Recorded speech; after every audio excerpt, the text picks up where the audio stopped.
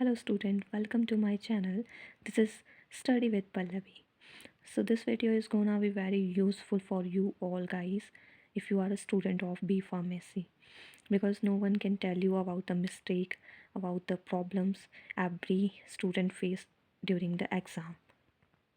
So I'm gonna reveal all the problems, all the mistakes that you all can be faced in your exam. इस video में हम बात करने वाले हैं ऐसी 4 गलतियों की जो कि हम हमेशा करते हैं। तो फर्स्ट क्वेश्चन अराइज होता है, how to write B pharmacy exam, mistake during writing any exam, how to improve timing to write any question and do's and don'ts of the exam. Okay, let's start with the first question, how to write exam. First जो thing आती है जो कि हमें notice करनी है, that read the question properly. सबसे main problem है कि क्वेश्चन को अच्छे से नहीं पढ़ना। एग्ज़ाम में पहले ही एंग्जाइटी हो रही होती है और हम क्वेश्चन को थोड़ा सा ऊपर से देख लिया और हमें लगता है कि ये क्वेश्चन तो हमने पढ़ा है और बस उसका एक लाइन देख के ही, हम एक नाम देख के ही उस आंसर को लिखने लग जाते हैं। लेकिन प्रॉपर जो चीज़ पूछी हुई है, फॉर एग्ज़ाम्पल मेथड अगर 5 में से कोई एक पूछा है, आप 5 लग जाओगे लिखने तो आपका टाइम वेस्ट होगा। लेकिन एग्ज़ामिनर आपको उतनी ही नंबर देगा जितना कि उसने पूछा है। आप एक्स्ट्रा लिख दोगे, कोई नंबर नहीं मिलेंगे। तो हमेशा be careful to read the question. Next is find the question that you can write in more precise manner without mistake and rapidly. तो इसमें क्या है कि आपने सबसे पहले वही क्वेश्चन चूज़ करना है पेपर को देखने के बाद जो कि आपको बहुत अच्छे तरीके से आता है, क्योंकि इसमें क्या होगा, आपका टाइम वेस्ट नहीं होगा, आप जल्दी से लिख पाओगे और उसको अच्छे से लिख पाओगे। तो कभी भी क्वेश्चन वो स्टार्ट नहीं करना है, पेपर उस क्वेश्चन से स्टार्ट कभी भी नहीं करना है जो कि आपको क्वेश्चन आता ना हो। अगर आपको प्रॉपरली कोई क्वेश्चन आता है वहाँ से स्टार्ट करिए एग्ज़ाम को। Next is write what is actually questioned by examiner. वही हमने एग्ज़ाम में लिखना है जो कि एक्चुअली पूछा गया है। जैसे कि मैंने पहले ही आपको एग्जांपल दिया कि अगर मेथड पूछे गए हैं तो मेथड ही लिखने हैं और उसके बारे में, क्वेश्चन के बारे में थोड़ा बहुत डिटेल लिखनी है। लेकिन जो चीज़ नहीं पूछी गई है उसके बारे में एग्ज़ाम में कभी भी नहीं लिखना है। हाँ, वो हो सकता है कि आपको क्वेश्चन नहीं आता है, तब आप कर सकते हो कि आप अब ऐसी सिचुएशन में हो जहाँ आपको उस क्वेश्चन के बारे में जो पूछी गई चीज़ है वो नहीं आती है लेकिन कुछ और आता है, तब आप ऐड कर सकते हो। लेकिन अगर आपको आती है वो चीज़ तब कभी भी एक्स्ट्रा नहीं लिखना है। एंड नेक्स्ट बात जो आपको ध्यान में रखनी है कि use sketch pen always for headings. तो हेडिंग आपको हमेशा स्केच पेन से डालनी है। देखिए होता क्या है कि आप पैराग्राफ में लिख देते हो, क्वेश्चन तो आप लिख रहे हो, आप उसमें मटेरियल भी अच्छा डाल रहे हो, लेकिन आप चीज़ों को हाईलाइट ही नहीं कर रहे हो, तो एग्ज़ामिनर को आपका पेपर भी औरों के पेपर की तरह ही लगेगा, उसमें कुछ भी डिफरेंस नज़र नहीं आएगा। रेदर देन अगर आप स्केच पेन से हेडिंग्स डालते हो तो कई बार एग्ज़ामिनर हेडिंग्स को देख के ही नंबर लगा देता है, और जो आपकी हेडिंग्स हैं वो प्रिसाइज होनी चाहिए, एकदम क्लियर होनी चाहिए और सही होनी चाहिए। Next is no matter how much you write in one question, matter what you write in answer. So क्या होता है कि आप बहुत ज़्यादा क्वेश्चन में लिख देते हो लेकिन आप लिख क्या रहे हो वो आपको भी पता नहीं होता है। तो हमेशा वही चीज़ एग्ज़ाम में लिखनी है जो कि एग्ज़ामिनर को भी अच्छी लगे। कोई क्वेश्चन है आपको नहीं आता है तो आप उसको छोड़ दो, लेकिन उसमें गलत चीज़ें मत लिखो। इससे क्या होता है कि आपके जो एग्ज़ाम में लिखे गए और क्वेश्चन हैं उनके लिए एग्ज़ामिनर का इम्प्रेशन बदल जाता है। Next thing is that maintain the time limit for each question that help you to clear you all question. ठीक है, बहुत बार ऐसा होता है एक ही क्वेश्चन में हम लगे रहते हैं, उसकी वजह से हमारा जो अगले क्वेश्चन है वो छूट जाते हैं और वो हमें आते भी हैं कई बार। तो इसलिए ऐसा मत सोचो कभी भी कि हमें एक क्वेश्चन में बहुत ज़्यादा आता है तो हम उसके बारे में लिखते रहें। आपको अपनी इच्छा को उस टाइम मारना पड़ेगा और उस क्वेश्चन को वहीं पे स्टॉप करना पड़ेगा टाइम लिमिट के अकॉर्डिंग, और क्वेश्चन कितने मार्क्स का पूछा गया है उस अकॉर्डिंग आपको हमेशा रिप्लाई करना होता है, जिससे आपका टाइम जो है मेंटेन होता है और क्वेश्चन आपका पूरा ख़त्म होता है। आपको ध्यान में रखना है कि आपको पूरा पेपर क्लियर करना है, सिर्फ एक क्वेश्चन ही आपको क्लियर नहीं करना है। तो नेक्स्ट हम बात करते हैं मिस्टेक्स के बारे में, जो कि हर एक स्टूडेंट जो है मिस्टेक कर देता है एग्ज़ाम लिखते time. Wasting time in one question, वही बात आ गई कि आप एक ही क्वेश्चन में वेस्ट कर रहे हो अपना time. Right the answer in paragraph without heading और लेस हेडिंग। आप बहुत कम हेडिंग्स डाल रहे हो या फिर आप पैराग्राफ ही लिखते चले जा रहे हो, तो उससे आपके एग्ज़ाम का एक्सप्रेशन जो है अच्छा नहीं जाएगा, एक इम्प्रेशन जो है बिगड़ जाएगा। Write about the things that are not ask by examiner. Examiner में पूछा नहीं है जो चीज़, वही आप लिख रहे हो, तो उससे भी आपके टाइम वेस्ट हो रहा है और एग्ज़ाम बिगड़ सकता है। सो एग्ज़ाम में सबसे इम्पॉर्टेंट चीज़ है टाइम को मेंटेन करना। अगर आप टाइम को मेंटेन नहीं करोगे एग्ज़ाम में, तो आपका पेपर या तो छूट जाएगा या तो फिर आप अच्छे से कंप्लीट नहीं कर पाओगे। सो टाइम को कैसे मेंटेन कर सकते हैं, ये पूरा मैंने शेड्यूल बना दिया है। अगर आप इसको फॉलो करोगे तो आप अच्छे से अपना एग्ज़ाम क्लियर कर पाओगे। तो टोटल जो बी फार्मेसी का एग्ज़ाम रहता है वो 75 मार्क्स का रहता है, लेकिन उसमें से भी जो क्वेश्चंस हैं उनके लिए डिवाइड करे हैं सारे मार्क्स, तो वो भी मैं आपको क्लियर कर देती हूँ। जैसे कि 10 मार्क्स के क्वेश्चन हैं वो 3 आते हैं और आप उनमें से आपको 2 करने होते हैं, मतलब टोटल 20 मार्क्स का हो गया। 20 मार्क्स के आपको 10-10 मार्क्स के 2 क्वेश्चन करने होते हैं आउट ऑफ 3। और उसके बाद 20 मार्क्स किसके हैं, सिनॉप्सिस के। आइदर आपको 1 मार्क्स क्वेश्चन पूछे जा सकते हैं 20, या आपको 2 लाइन की डेफिनेशन पूछी जा सकती है 20 मार्क्स की, ठीक है, जिनमें एक एक डेफिनेशन के 2-2 मार्क्स लगेंगे और आपकी ये पूरी 10 डेफिनेशंस आएंगी, तो इनके भी 20 मार्क्स हो गए, 35 मार्क्स। अब आपके 9 क्वेश्चन आते हैं 5-5 मार्क्स के, उनमें से आपको 7 अटैम्प्ट करने होते हैं और वो हैं 5-5 मार्क्स के। तो आपको अपना टाइम भी उसी तरह से मेंटेन करना है जिस तरीके से ये एग्ज़ाम के मार्क्स मेंटेन करेगा। आपको बताती हूँ कि टाइमिंग को आप कैसे मेंटेन करोगे। सो फर्स्टली आपने क्वेश्चन पेपर हमेशा स्टार्ट करना है 10 मार्क्स के क्वेश्चन से। बड़ा जो 10 मार्क्स का क्वेश्चन रहेगा वहाँ से आप स्टार्ट करोगे। अगर आपको 10 मार्क्स के दोनों ही क्वेश्चन नहीं आते हैं, वैसे तो 3 क्वेश्चन होते हैं, उनमें से एक क्वेश्चन तो हमें आता ही होता है, तो कोशिश करिए कि आप 10 मार्क्स के क्वेश्चन से ही स्टार्ट करें। और 10 मार्क्स के क्वेश्चन में आप एक क्वेश्चन को भी 30 मिनट दोगे और दूसरे को भी 30 मिनट। पूरा 1 घंटा लगाओगे आप 2 क्वेश्चन करने के लिए, वो हैं 10 मार्क्स के क्वेश्चन।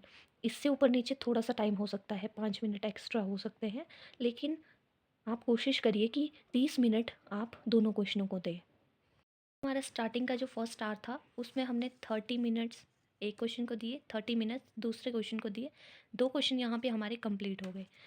नेक्स्ट आवर में आप क्या करोगे कि 5 मार्क्स के जो क्वेश्चन होते हैं उनमें से 5 क्वेश्चन करोगे, है ना। 9 में से आपने 7 करने होते हैं, तो आप इस टाइम में 5 क्वेश्चन करोगे और वो हर एक क्वेश्चन आपके 12 मिनट्स लेगा, है ना। तो आपको इस तरह से डिवाइड करना है टाइम कि 5 नंबर का जो क्वेश्चन होगा उसको आपने 12 मिनट्स देने हैं हर एक क्वेश्चन को, तो आप पूरा 1 घंटे में 5 क्वेश्चन कर पाओगे, ठीक है। अब आपके पास बचता है 1 आवर और करने के लिए आपके पास बच गए 5 नंबर के 2 क्वेश्चन और 20 मार्क्स का सिनॉप्सिस रह गया आपको। तो आपने 1 आवर में कितना टाइम देना है, 15 मिनट्स अप्रॉक्सीमेटली आप जो 2 क्वेश्चन बच चुके हैं 5-5 नंबर के उनको दीजिए, या फिर आप 30 मिनट्स भी दे सकते हो, है ना। 30 मिनट्स तक पूरा आपने ये कंप्लीट करना है। इतना ध्यान में रखिए कि 30 मिनट्स जो हैं लास्ट आवर के, उसमें आपने ये सारे क्वेश्चन कंप्लीट करने हैं।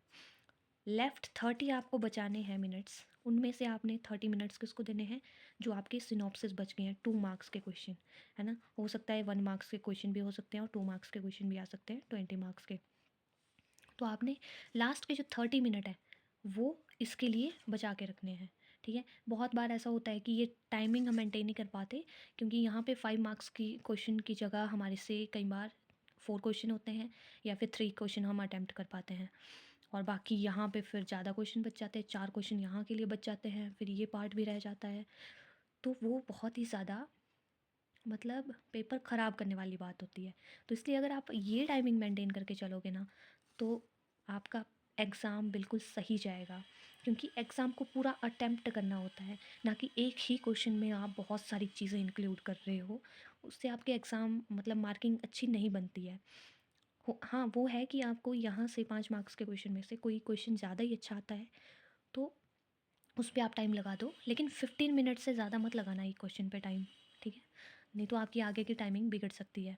तो इस तरीके से अगर आप अपना एग्ज़ाम लिखोगे तो कभी भी आप जो है अपना एग्ज़ाम इनकम्प्लीट नहीं छोड़ोगे। लास्ट में 10 मिनट्स आपको फिर भी पेपर को पूरा चेक करने के लिए मिल जाएंगे। ठीक है, तो यहाँ पे ध्यान से देखना इनको, जो भी मैंने लिखा है, सारे अटैम्प्ट कितने करने हैं, कितने क्वेश्चन आते हैं, वो सारा यहाँ पे बता दिया है मैंने। तो इसको आप ज़रूर फॉलो करिएगा।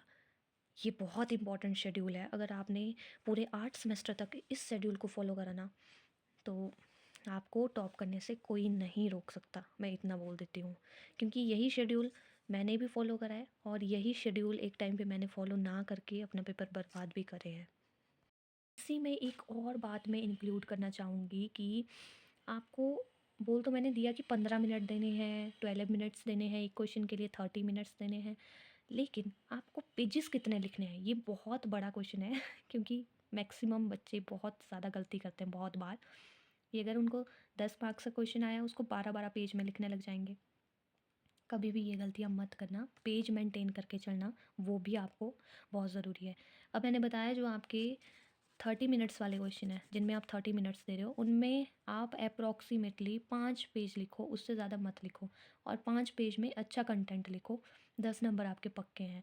5 से ज़्यादा 6 हो सकता है, 6 से ज़्यादा अगर आपने पेज यहाँ पे भर दिए ना, तो आपकी ये टाइमिंग बिगड़ जाएगी। ये 5 क्वेश्चन बहुत डिफ़िकल्ट हो जाते हैं करने के लिए, तो यहाँ पे मेंटेन कर लो टाइम। और नेक्स्ट हमारे जो 5 क्वेश्चन होते हैं, 5 क्वेश्चन नहीं होते हैं, 7 क्वेश्चन होते हैं 5-5 मार्क्स के। उनमें आपने कितने पेजेस भरने हैं? उनमें आपने 2 पेजेस भरने हैं, या ज़्यादा से ज़्यादा 3 पेजेस भर दिया आपने, इससे ज़्यादा नहीं भरने हैं। ठीक है, 1 साइड पेज 1, 2, 2 पेज भरने हैं सिर्फ, तभी आप ये पूरा कर पाओगे। या फिर आप ज़्यादा ही फास्ट लिखते हो, तब हो सकता है कि आप 3 पेज भी भर पाओ, लेकिन वो आपकी स्पीड पे भी डिपेंड करता है। तो टाइम को भी मेंटेन करना है और पेजेस भी देखने हैं। ये सबसे बड़ी गलती होती है। एक ही क्वेश्चन के हम 6-6 पेज लग जाते हैं लिखने, है ना? एग्ज़ामिनर वो नहीं देखता, कंटेंट देखता है, और चाहे 2 पेज लिखें, 4 पेज लिखें, उससे एग्ज़ामिनर को मतलब नहीं होता है, लेकिन जो एग्ज़ैक्ट चीज़ पूछी हुई है, उससे मतलब होता है। ठीक है? तो ये बातें ध्यान में ज़रूर रखो। Do's and don'ts, maintain time. सबसे पहले तो टाइम मेंटेन करना बहुत ज़रूरी है। स्केच पेन का यूज़ करना बहुत ज़रूरी है।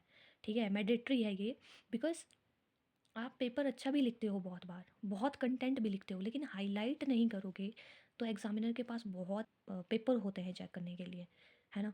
तो वो सीधा हेडिंग्स पे भी जाता है। So use sketch pen.